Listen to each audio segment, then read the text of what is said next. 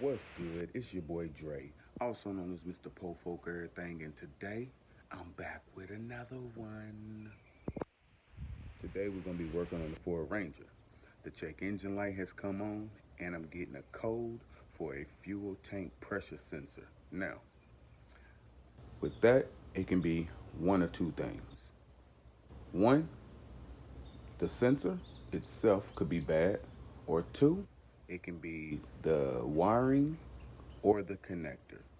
I'm willing to bet that it's going to probably be the sensor itself. It's probably never been changed. So we're going to tackle that task today. So here we are at the Ranger. So we got these little hold down connectors. Um, we're going to have to take those off first. Now, that is a T30 is what that's going to be. So we're gonna make things a little easier. We're gonna hit it with the impact.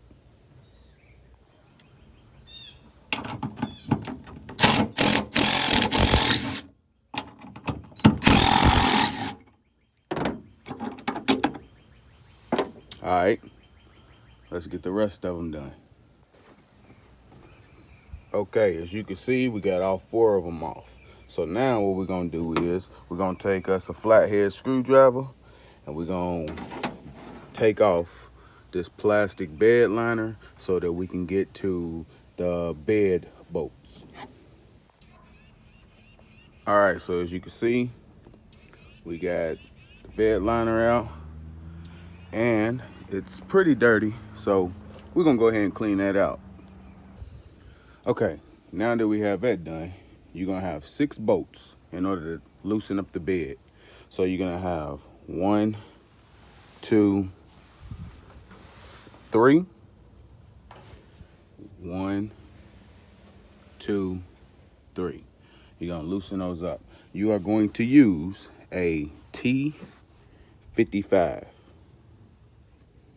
T55. As you can see, it fits down in there. Now, a little trick is to, before you try to take them out, try to clean out the hole with a little screwdriver or a pick or something to try to get out some of that dirt so that the bit is going to fit down in there snugly and it's less risk of you stripping out this bolt. Now, as you can see, I have all of them loose, but it wasn't that easy.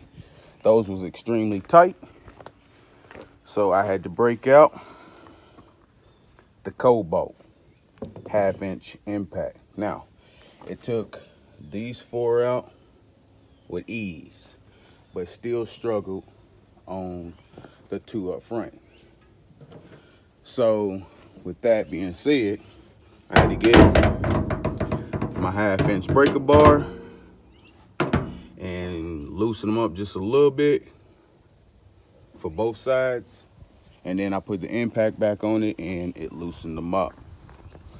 So if you are doing this job and you're having issues with loosening up the bolts, you might have to take a breaker bar and crack them loose first. Okay, so now that you have all your bolts removed, the bed is now unbolted from the frame. As you can see, the bed moves. But before you move it, you gotta do 2 more things. So down here is gonna be a wiring harness.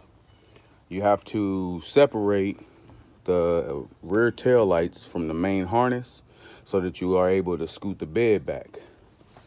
Also, you're gonna come over to the fuel door. You're gonna take off your fuel cap, and as you can see, you got 1, 2, 3 7mm bolts. You're gonna take those out. You're gonna push this down in there, and then you're able to move the bed. Well, as y'all can see, the bed is moved back.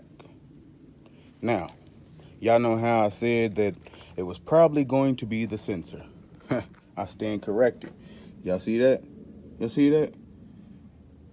Those wires are cut. So, no wonder the check engine light's on, because it can't see signal from the sensor.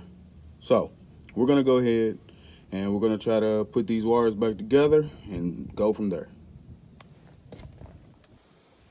So, as you see, I got the wires stripped back and everything ready to go. Unfortunately, I don't have any butt connectors to put on it, and I am not going to put any heat shrink or anything like that over top of the gas tank, because I have to use something that gets pretty warm in order to shrink that heat shrink down. Usually I use a lighter or a torch or the tip of the soldering iron. Unfortunately, I'm not going to use that on top of the gas tank where I do have gas vapors. So what I'm going to do is I'm going to use some wire nuts for the time being. I'm going to put these wire nuts on it, and then I'm going to put some electrical tape on it just to test things out and see if that's going to fix our issue. Okay, so we got this temporarily fixed up. Now, let's see if the check engine light goes off.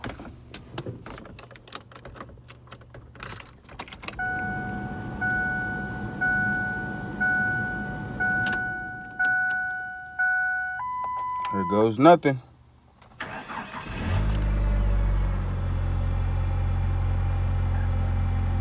The check engine light is off. Huh. What do you know?